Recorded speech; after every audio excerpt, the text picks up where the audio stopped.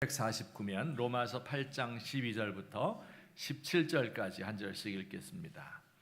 그러므로 형제들아 우리가 빚진 자로 돼 육신에게 져서 육신대로 살 것이 아니니라.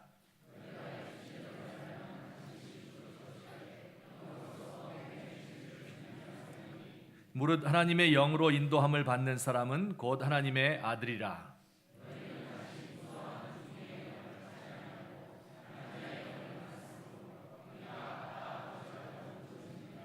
성령이 친히 우리의 영과 더불어 우리가 하나님의 자녀인 것을 증언하시나니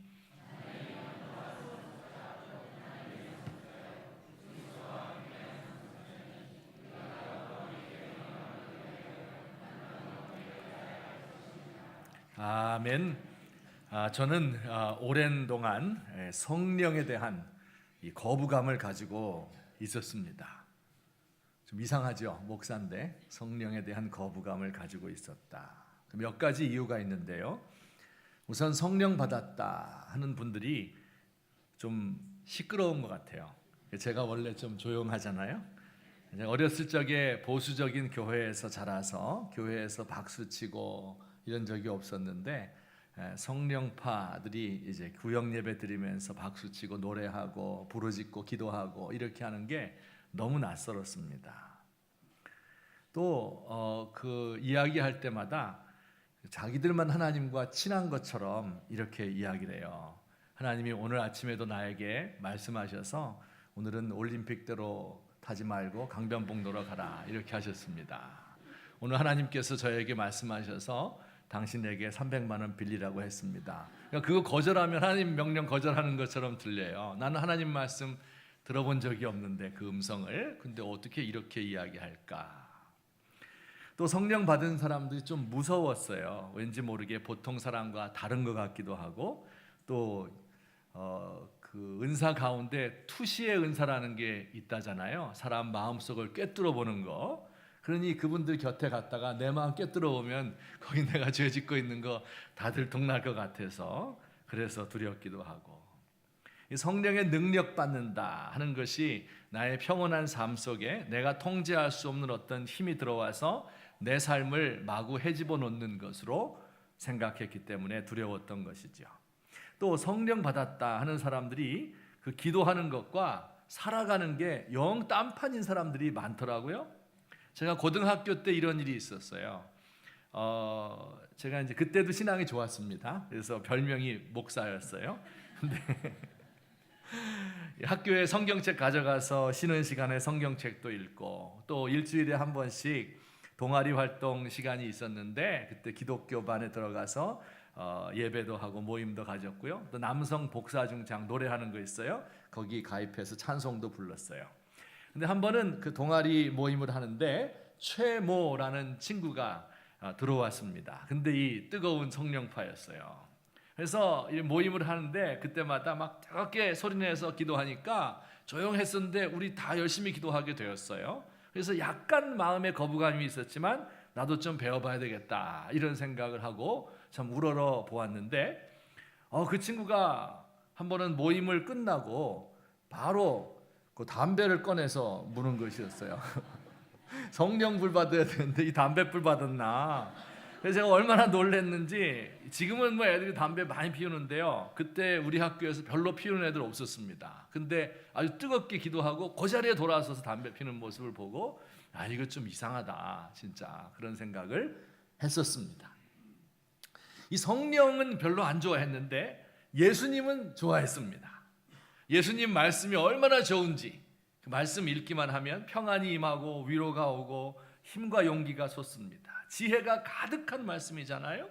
예수님의 인격이 뛰어나잖아요. 온유하고 겸손하고 상한 갈대를 꺾지 않고 꺼져가는 심지를 밟아 끄지 않고 어떤 죄인도 물리치지 않고 병자들을 안아서 고쳐주시고 위로해 주시고 밤이면 산에 올라가서 기도하시고 또 능력이 있어서 귀신을 쫓아내고 바람과 바다를 잔잔케 하시는 그 예수님은 너무 좋았어요.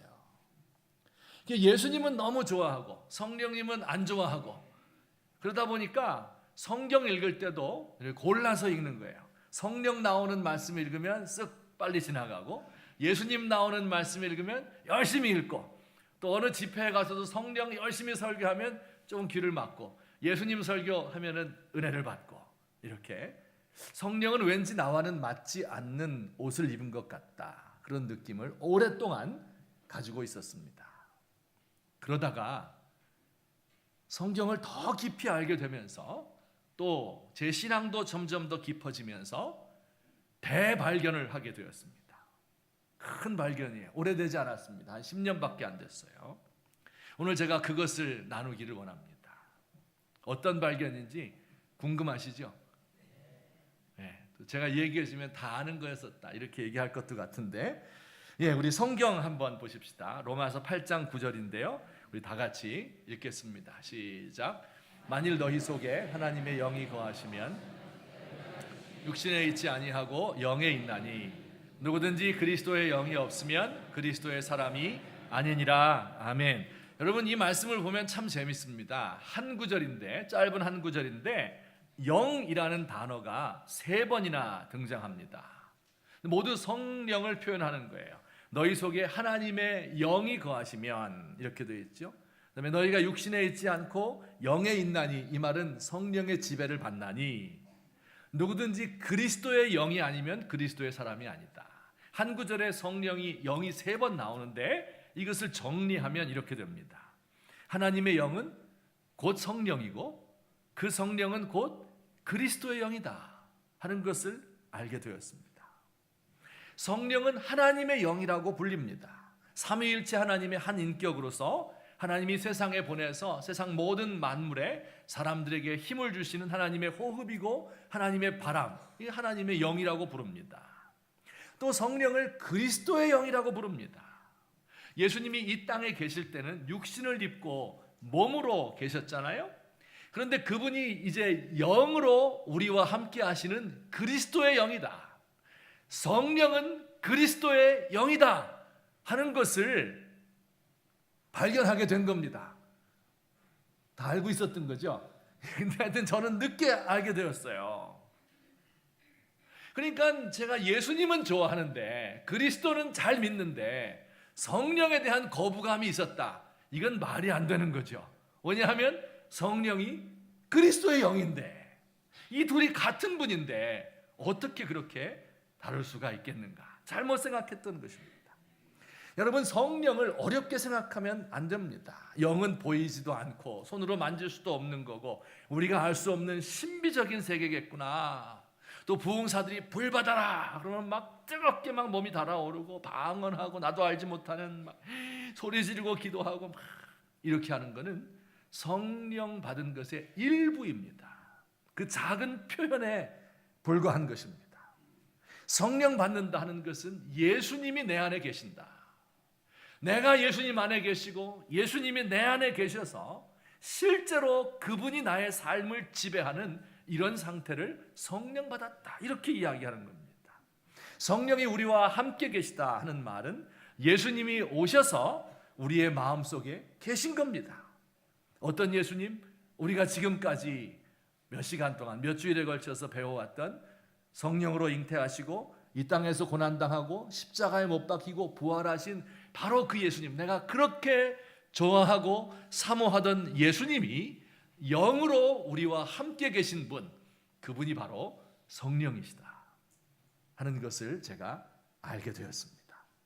자, 이 진리를 발견하고 얼마나 좋은지, 성령님을 얼마나 좋아하게 되었는지, 예수님 좋아하는 것만큼 좋아해서 이제는 성경 읽다가 성령 나오면 야, 할렐루야, 성령이구나 하고 더 말씀을 좋아하게 되었고, 성령에 대해서 설교하고 성령을 생각하는 것을 너무너무 좋아하게 되었습니다.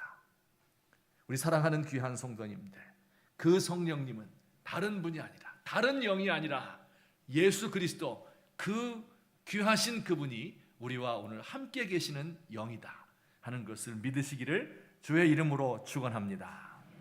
그 성령님이 우리를 위해서 하시는 일이 뭘까요? 너무 많죠.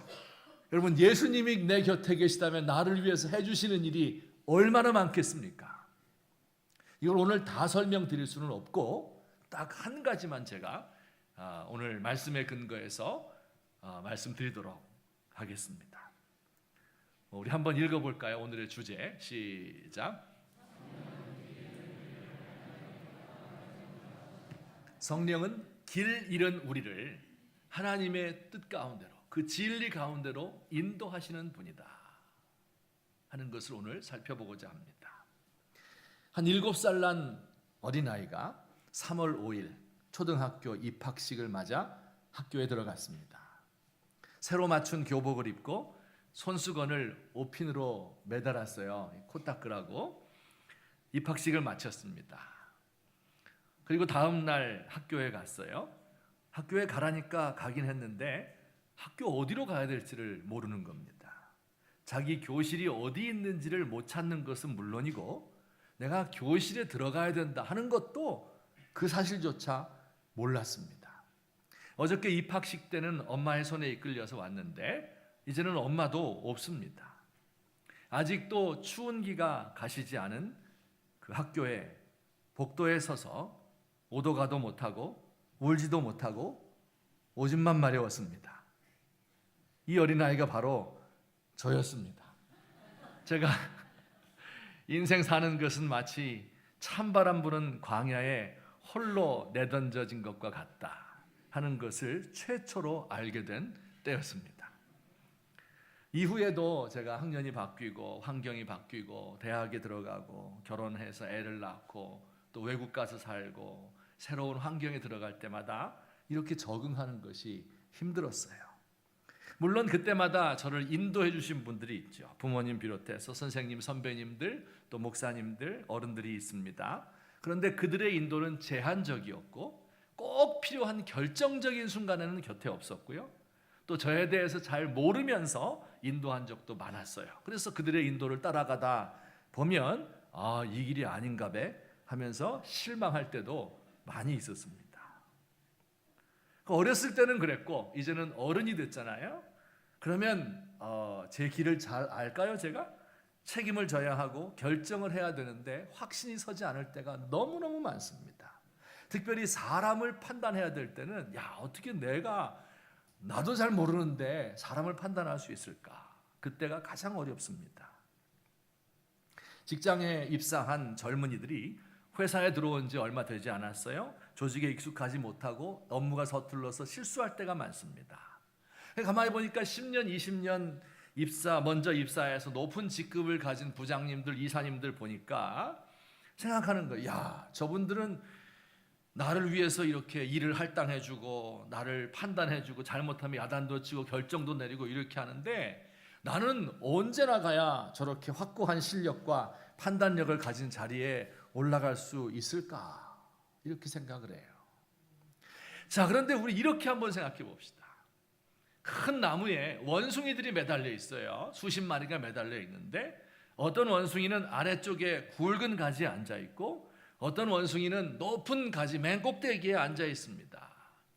나무 밑동에 앉아 있는 어린 원숭이들은 저 높은 가지를 부러워하면서 저 위에 앉은 늙은 원숭이들을 이제 좋아할 겁니다. 나도 언제 그렇게 될까? 그러나 실상은 어떻습니까? 나무 위가 더 흔들리는 법입니다.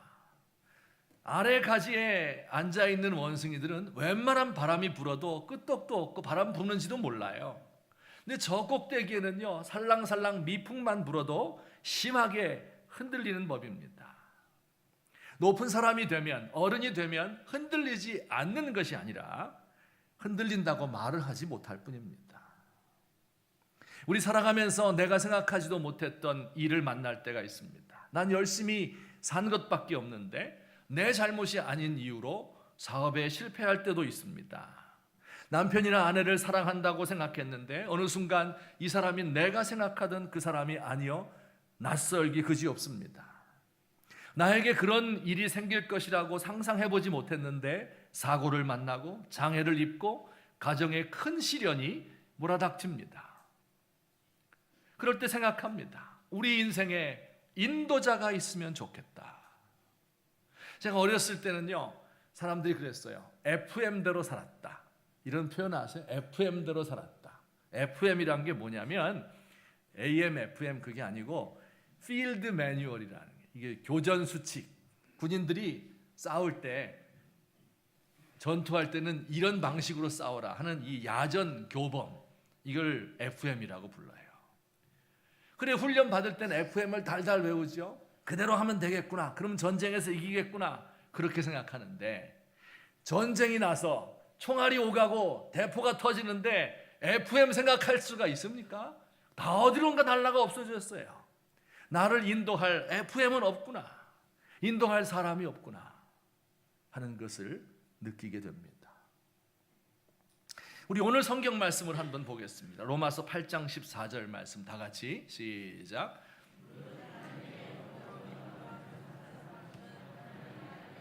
하나님의 영으로 인도함을 받는다. 하나님의 아들들의 특징이 뭐예요? 하나님의 영으로 인도함을 받는다. 성령이 우리의 인도자가 되신다. 우리 잘 아시는 요한복음 16장 13절 말씀 또 다 같이 시작. 그러나 진리의 성령이 오시면 그가 너희를 모든 진리 가운데로 인도하시리니. 성령께서 오시면 그분은 진리의 영인데 그가 우리를 진리 가운데로 인도하게 될 것이다. 우리에게 필요한 하나님의 뜻이 무엇인지를 알려줄 것이다. 인생의 갈림길에 서 있을 때는 어떤 길을 따라가야 되는지를 보여줄 것이다. 혹시 길을 잃고 방황하다가 잘못된 길로 가게 되면 그리로 가지 말라고 잡아채면서 진짜 길이 이 길이니 정로를 걸어가라 말씀해 주시는 그분이 성령이다. 성령이 우리를 진리 가운데로 인도하신다고 말씀하고 있습니다.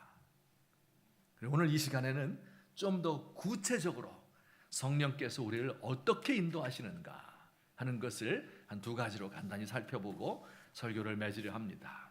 첫째, 우리 다 같이 시작.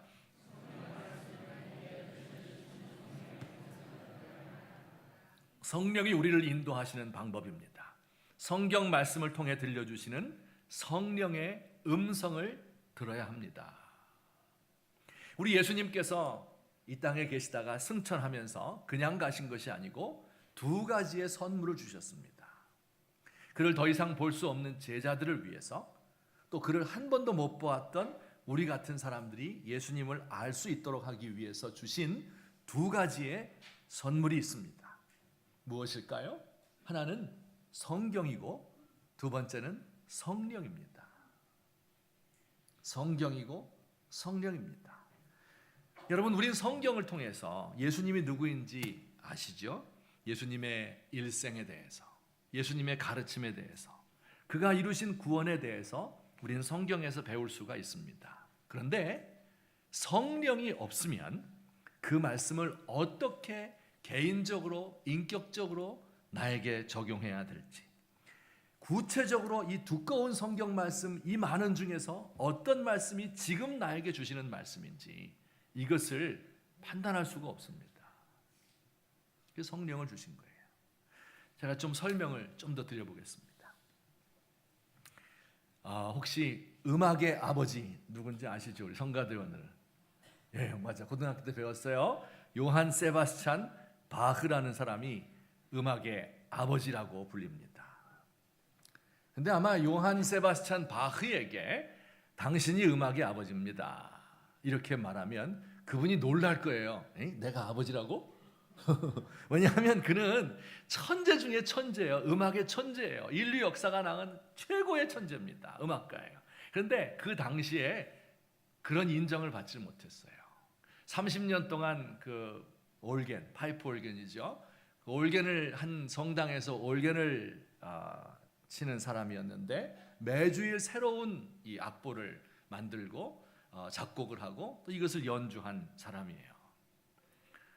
그런데 그가 세상으로부터 그렇게 인정을 많이 받지 못하고 그저 쓸쓸히 살다가 65세 때 세상을 떠났습니다. 그래서 이 아내는 바흐의 그 악보를 헐값에 처분했고 그 상당량의 악보가 흩어지고 사라져 버렸습니다.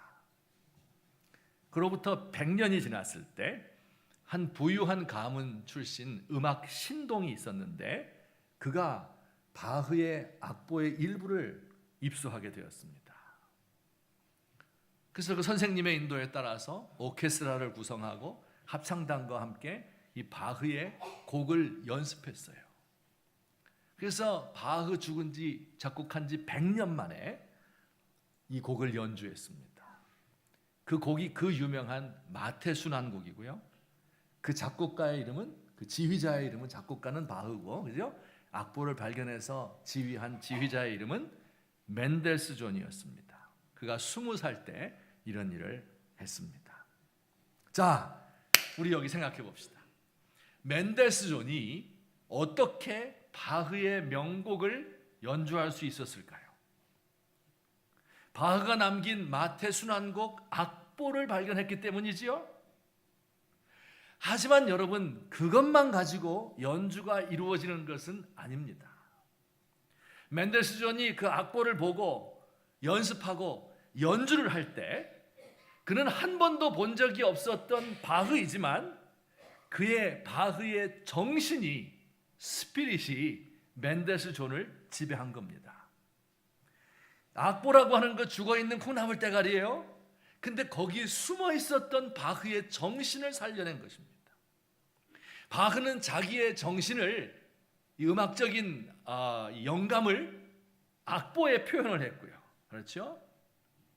멘델스존은 그 악보를 보면서 악보의 배후에 있었던 바흐의 정신, 이것을 살려낸 겁니다. 그리고 이것을 연주할 때 듣는 모든 사람들이 바흐와 같은 영감을 받게 되는 겁니다. 여러분, 성경도 똑같아요. 성경도 하나의 책이잖아요. 이거 책으로 읽으면 그냥 책이에요. 이 책을 읽고 여기서 예수님의 전기를 써라 그러면 쓸 수도 있고요. 예수의 어록을 찾아봐라 그러면 이걸 찾아서 엮을 수도 있고요. 아마 예수의 사상에 대한 논문을 쓸 수 있을지도 모르겠습니다. 하지만 그 예수님의 생각이 생생하게 살아나서 나에게 다가오고 나에게 꼭 지금 필요한 말씀을 들려주시고 지금 갈래길에서 나의 갈 길을 인도해 주시고 상해 있는 심령을 소성케 하시는 힘을 주는 것은 그 예수님, 이 책을 쓰신 그 예수님, 그의 정신이 우리에게 되살아나야 되는 것입니다. 바로 이 일을 하시는 분이 성령님이에요.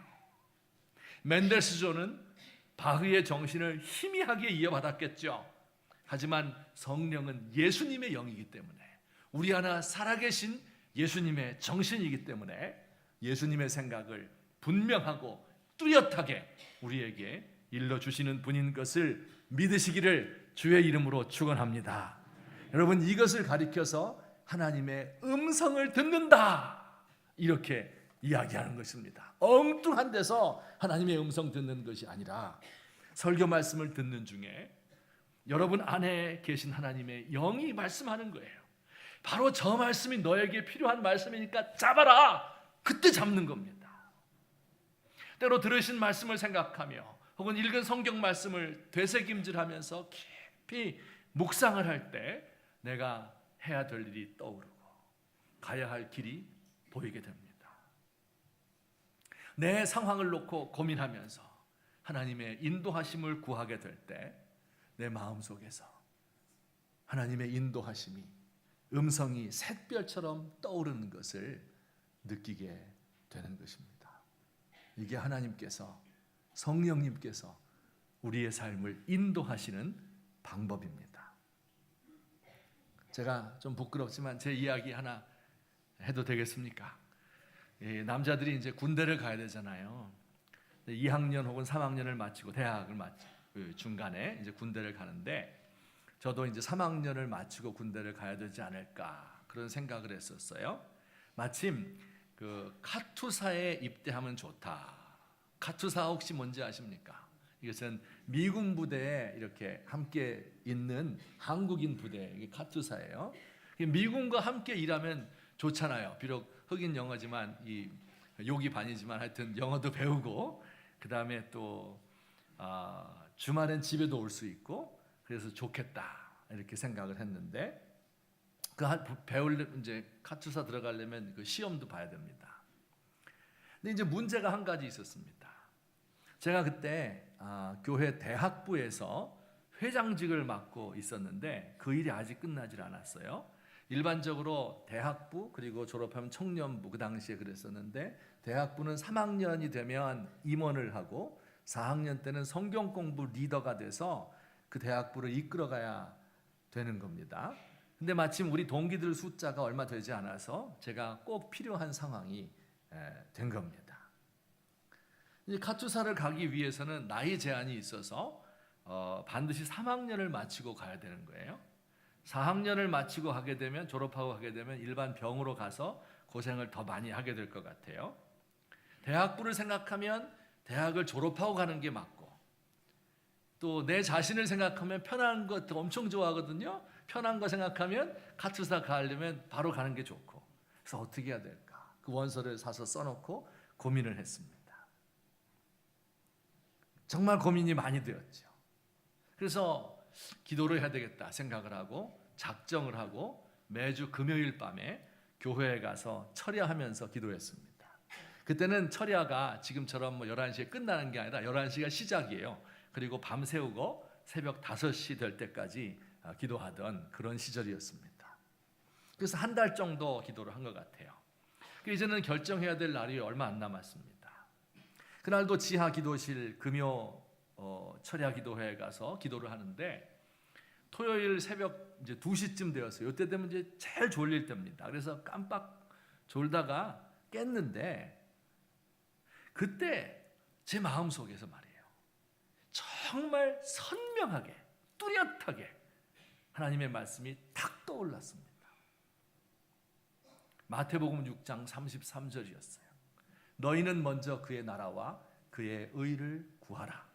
그리하면 이 모든 것을 너희에게 더하시리라. 이 말씀이 딱 떠올랐어요. 이거 군대 가란 말이야? 어떻게 가란 말이에요? 나중에 졸업하고 가라, 그런 뜻이잖아요. 분명하잖아요. 저는 이게 성령이 주시는 말씀이구나 하는 것을 알게 되었습니다. 그리고 그 말씀에 순종해서 4학년 마치고 신체 검사 받는 쪽으로 결단을 했던 기억이 있습니다. 그 이후로도 중요한 결정을 할 때가 있으면 이런 방식을 따라요. 하나님 앞에 작정하고 기도하는 거예요. 하나님, 어떻게 하면 좋겠습니까? 내가 갈래길에 있습니다. 하나님, 내가 너무 힘듭니다 하며 하나님께 기도하지요.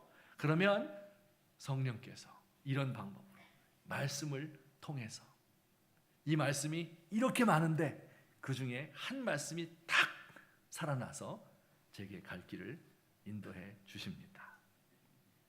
성경 베드로후서 1장 19절에 보니까 이런 표현이, 말씀이 쓰여 있어요. 다 같이, 또 우리에게는 더 확실한 예언이 있어 날이 새어 샛별이 너희 마음에 떠오르기까지 너희가 이것을 주의하는 것이 옳으니라. 더 확실한 예언은 성경을 가리키는 말이에요. 성경을 주의해서 보게 되면, 그 성경에 근거해서 기도하고 묵상하고 이렇게 하다 보면 날이 새어 샛별이 마음에 떠오르는 것을 느끼게 될 거다. 샛별은 뭐예요? 캄캄한 칠흑 같은 밤, 아무것도 보이지 않는데 샛별이 마음에 탁 떠오르게 되면 그 다음에 어떻게 돼요? 잠시 후에 동이 환하게 트는 겁니다. 하나님의 뜻이 저에게 환하게 밝혀지는 그 단초가 되는 최초를 가리켜서 샛별이 마음에 떠오른다. 성령께서 우리에게 샛별과 같은 말씀을 주시는 줄 믿습니다. 우리 사랑하는 귀한 성도님들, 성령님이 하시는 가장 중요한 일, 우리를 인도하십니다. 길 잃어버린 우리를 인도하는데 성경을 통해서 성령이 말씀하심으로 우리의 길을 인도하시는 것을 믿으시기를 주의 이름으로 축원합니다. 자, 한 가지만 더 간단히. 그런데 이 성령의 음성을 여러분이 좀 들어보셨습니까? 많이 못 들으실 것 같아요. 이 음성을 들으려면 어떻게 해야 될까? 모든 믿는 사람 안에 성령님 계시고, 그리고 그분이 이렇게 인도하시고 말씀해 준다고 했는데 우리가 잘 듣지 못하는 이유가 무엇일까 하는 것을 한번 살펴보고 마치도록 하겠습니다. 이게 둘째인데요. 다 같이 시작. 육신의 일이 아닌 성령의 일에 관심을 가져야 합니다. 우리 로마서 8장 12절과 13절 우리 읽은 말씀인데 또 읽습니다. 시작. 그러므로 형제들아 우리가 빚진 자로 돼 영으로서 몸의 행실을 죽이면 살리니, 이런 말씀. 여기 우리가 빚졌다, 그 말은 돈 빚졌다 그런 뜻이 아니고요, 우리에게 의무가 있으니 그런 뜻입니다. 성령이 네 안에 들어가 있다고 해서 그가 다 해줄 거로 생각하지 마라. 우리들도 의무가 있다. 해야 할 일이 있다. 적극적으로 해야 할 일이 있다. 바로 영으로서 몸의 행실을 죽이는 것이다, 이렇게 말해요. 우리 육신적인 악한 행위들, 죄 있잖아요. 이걸 죽이고 성령의 음성을 따라 살려고 노력하는 겁니다. 5절 말씀도 같은 취지의 말씀입니다. 시작. 육신을 따르는 자는 육신의 일을, 영을 따르는 자는 영의 일을 생각하나니. 여기 생각한다 하는 말은요, 육신을 인도를 받는 자는 육신의 일을 생각하고 영의 인도를 받아 영을 따르고자 하는 사람은 영을 생각하는 거예요. 이 생각이 뭐냐면 생각이 스쳐 지나간다 그런 뜻이 아닙니다. 이것은 마음을 쓴다, 눈을 고정시킨다, 관심을 집중한다, 추구한다 그런 뜻입니다. 육신의 일에 관심을 가지고 마음을 쓰느냐, 아니면 영적인 일에 관심을 가지고 마음을 쓰느냐, 여기에 달려있다는 말입니다.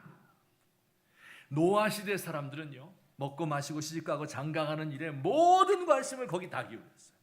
그러다가 하나님의 심판, 영적인 일, 홍수가 오는 것을 몰라서 죽었습니다. 에서라고 하는 이 구약의 인물은 장자가 받는 하나님의 축복, 대대로 받는 축복, 영적인 육적인 축복이거든요. 그 축복을 모르고 당장 허기를 채울 요 팥죽 한 그릇, 여기에 자기의 장자권을 팔아넘겼습니다. 삼손이라는 사람, 하나님의 사사로 위대한 사람이요, 여인의 무릎을 베고 누워서 돈으로 파는 거짓 웃음에 자신의 영광스러운 사명을 팔아먹었어요. 엘리 제사장이라는 사람, 하나님께 드리는 제사보다 40년 제사장이었거든요.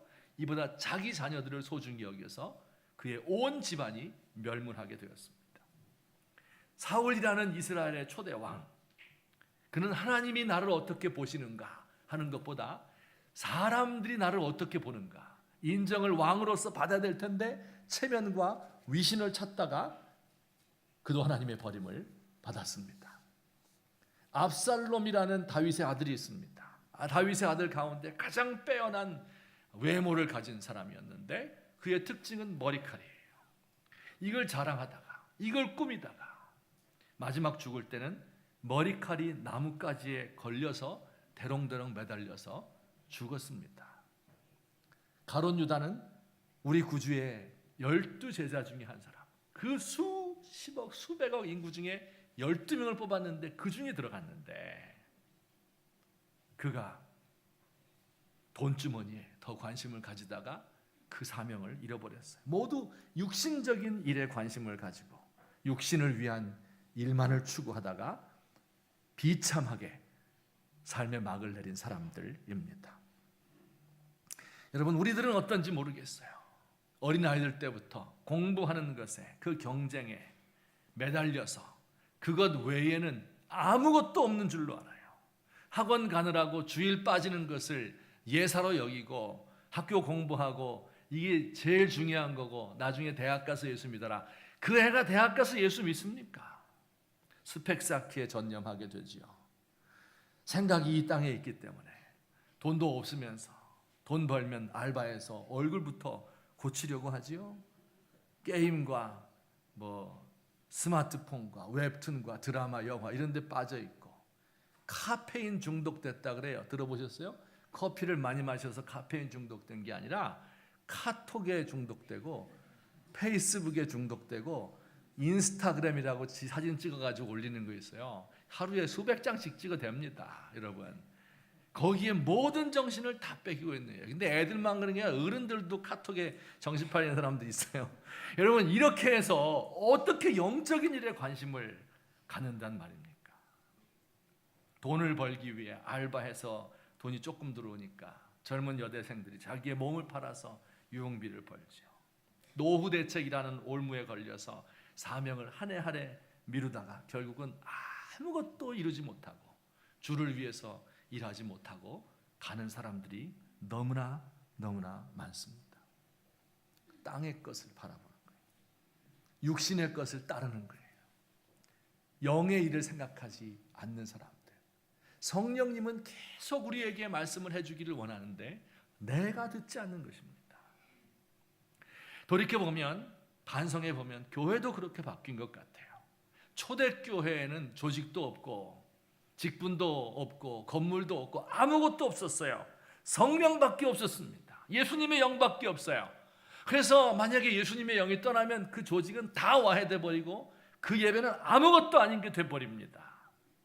그러나 현재 한국 교회는, 우리 교회만 해도 성령이 없어도 성령 떠나간 예배를 드린다고 해도 그 차이가 무엇인지 눈치채지 못할 지경이 되었습니다. 성령의 음성을 듣는 대신에 당회와 위원회 재직회 이 논의에서 결정하는 게 중요하고, 성령의 능력 대신에 프로그램이 대치되었어요. 교회 모임이 정중하게 기도로 시작하고 축도로 마치지만 그 중간에 성령의 사역이 있는가, 여기에 관심을 가지고 있는가 하는 것이 우리가 깊이 생각해 보아야 할 내용입니다. 결론적으로 말씀드립니다. 결혼을 하게 되면 부부관계가 되지요. 법적으로 부부가 되고 실제적으로 부부가 되고 경제 공동체가 되어서 한 몸이 되어요. 근데 부부라고 해서 다 같은 부부가 아닙니다. 어떤 남편은요, 출근할 때도 아내 생각, 일할 때도 아내 생각, 돌아올 때도 뭐 해줄 거 없나 아내 생각, 24시간 아내를 생각해요. 아내의 사상과 인격인 자기에게 영향을 많이 미쳐서 아내에 대한 생각을 많이 하고 있는 사람이에요. 아내에 대한 생각이 꽉 차 있습니다. 이걸 뭐라고 부르는 줄 압니까? 이걸 아내 충만 이렇게 부릅니다. 여인 중에서 남편을 늘 생각하고 그가 뭐라고 말하는지 거기에 늘 관심을 가지고 그만 바라보고 있는 사람은 뭐라고 부를까요? 남편 충만. 어렵지 않습니다. 남편 충만. 맞아요. 네. 영적인 세계를 늘 생각하고 내 안에 계신 예수님의 영, 그분이 어떻게 나를 인도하시는가, 그분이 나에게 오늘 무엇이라고 말씀하실까, 그분이 좋아하는 건 뭘까, 그분이 안 좋아하는 건 뭘까, 늘 그분을 생각하는 걸 뭐라고 부를까요? 성령 충만. 할렐루야. 이 성령 충만인 거예요. 성령 충만. 성령이 내 삶을 지배하는 겁니다. 단지 믿는 것으로만 충분하지 않습니다. 여러분, 부부가 됐다고 해서 그렇게 따로따로 살 거면 그 무슨 부부예요? 우리의 생각과 말과 감정과 이걸 전부 성령님께서 지배하게 될 때 하나님이 인도하는 삶이니까 틀린 삶이 아니에요. 합당한 삶이 되고 행복한 삶이 되고 의미 있는 삶이 될 줄로 믿습니다. 길을 잃어버린 것이 아니라 정로로 가는 인생이 됩니다. 오순절 성령 강림 임하실 때 각 사람의 머리에 불이 있다 그랬어요. 성령은 불과 같습니다. 여러분의 마음 속에도 그 성령의 불이 다 여러분이 가지고 있는 겁니다. 그래서 성경 데살로니가전서 5장 19절에 보면 성령을 소멸하지 말라. 이건 불을 끄지 말라 그런 뜻입니다. 내 속에서 타고 있는 성령의 불을 끄지 말라는 거예요. 불 끄는 방법이 여러 가지가 있습니다. 찬물을 확 던지는 방법도 있어요. 이건 뭐냐면 죄 짓는 겁니다. 잘 나가다가 중대한 죄를 딱 짓게 되면 성령의 불이 확 꺼져 버려요. 어떤 사람 덮어서 꺼버리는 사람이 있어요. 이건 자기 생각이 딱 있거든요. 요 우물안 개구리 요거 요 안에 성령을 딱 집어넣고, 제가 옛날에 그랬던 것처럼 딱 집어넣고 요렇게 생각을 하면 성령의 불이 산소가 없어서 꺼지게 됩니다. 어떤 사람 불어서 확 꺼버리는 사람이 있어요. 성령님이 나에게 무엇인가 이야기를 하고 계신데, 음성을 들려주시는데 이것을 대수롭지 않게 생각하고 지나가는 겁니다.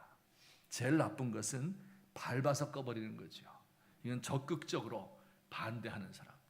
성령의 역사가 일어나고 성령이 꼭 내가 이렇게 가도록 분명하게 가르쳐주고 있는데 이것을 밟아서 꺼버리게 되면 그의 인생은, 그의 삶은 힘들어지게 되는 것입니다.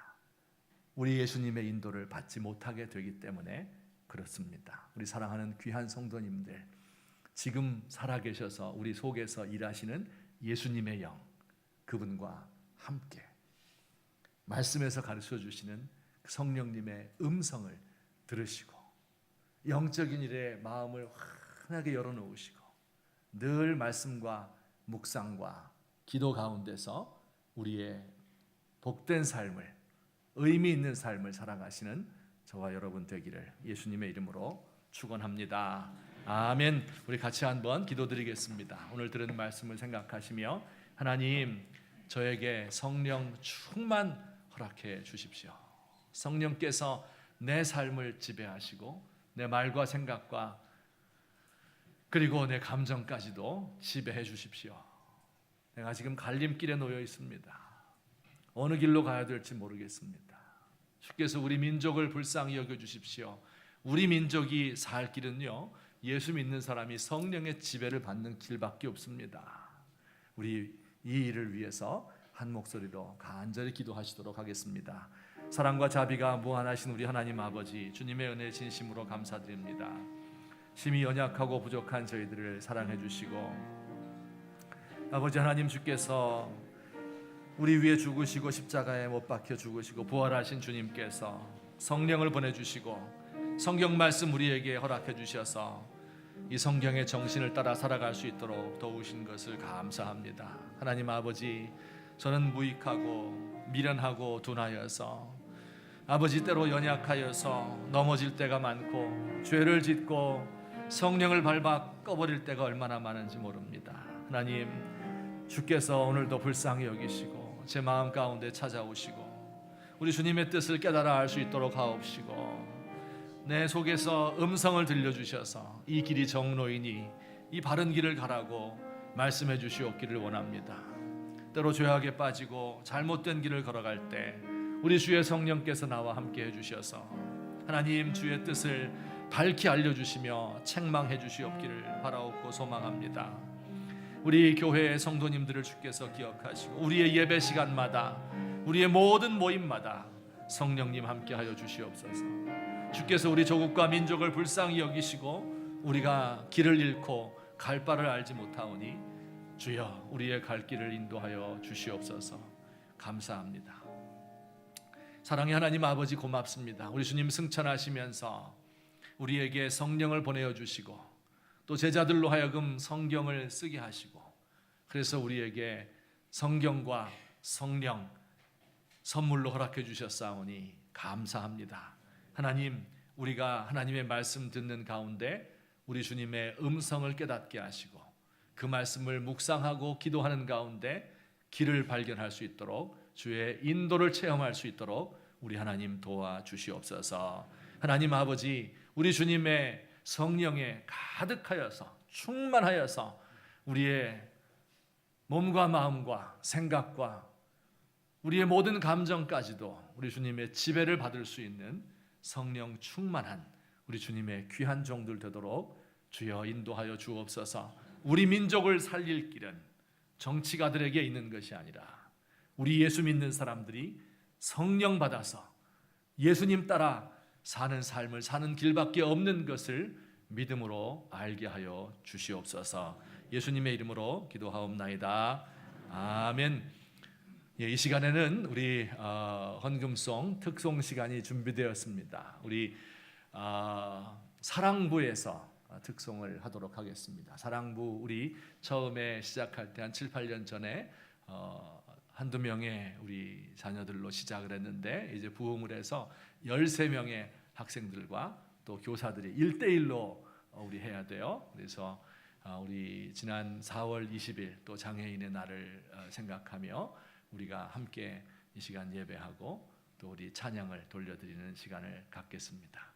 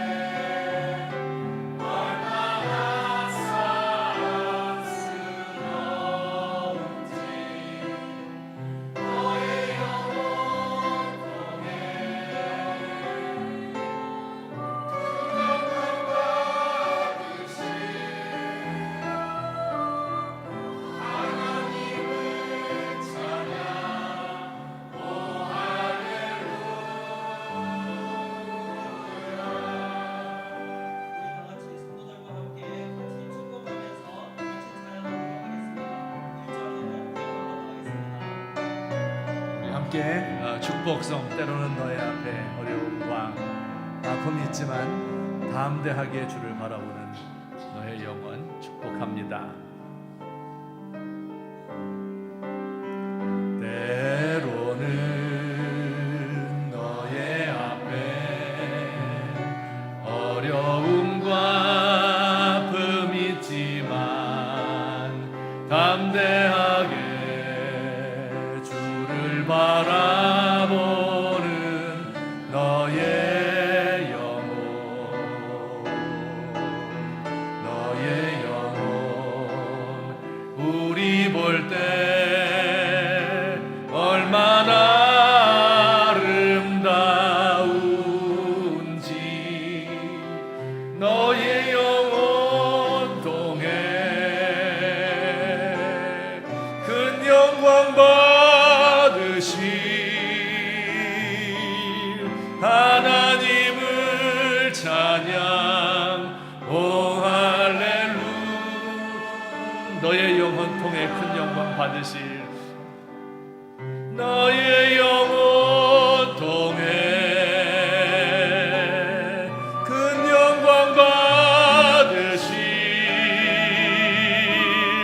하나님을 찬양. 오 할렐루야.